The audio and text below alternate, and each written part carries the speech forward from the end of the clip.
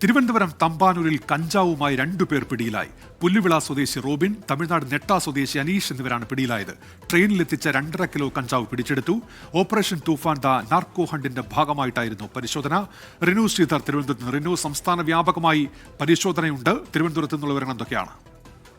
ഉന്മേഷ, operation തൂഫാന്റെ ഭാഗമായിട്ടാണ് ഇന്ന് തിരുവനന്തപുരം തമ്പാനൂർ റെയിൽവേ സ്റ്റേഷനുമായി കഞ്ചാവുമായി 2 പേർ പിടിയിലായത്. സിറ്റി ഡാൻസ് ഓഫ് സംഘമാണ് ഈ ലഹരിക്കടത്തുകാരെ പിടികൂടിയത് എന്നുള്ളതാണ് ഏറ്റവും പ്രധാനപ്പെട്ട ഒരു കാര്യം.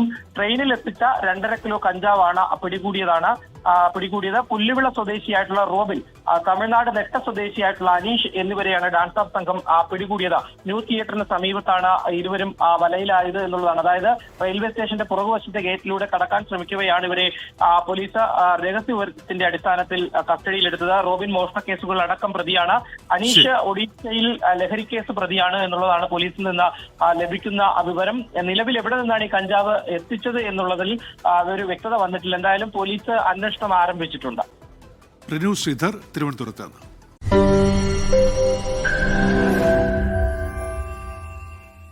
ലോകത്തെവിടെയായാലും ഏത് സമയത്തും 24 വാർത്തകളും ഓഗ്മെന്റഡ് റിയാലിറ്റി പാക്കേജുകളും എക്സ്പ്ലെയിനറുകളും വിശദമായി കാണാൻ ഞങ്ങളുടെ യൂട്യൂബ് ചാനൽ നിങ്ങൾക്ക് സബ്സ്ക്രൈബ് ചെയ്യാം.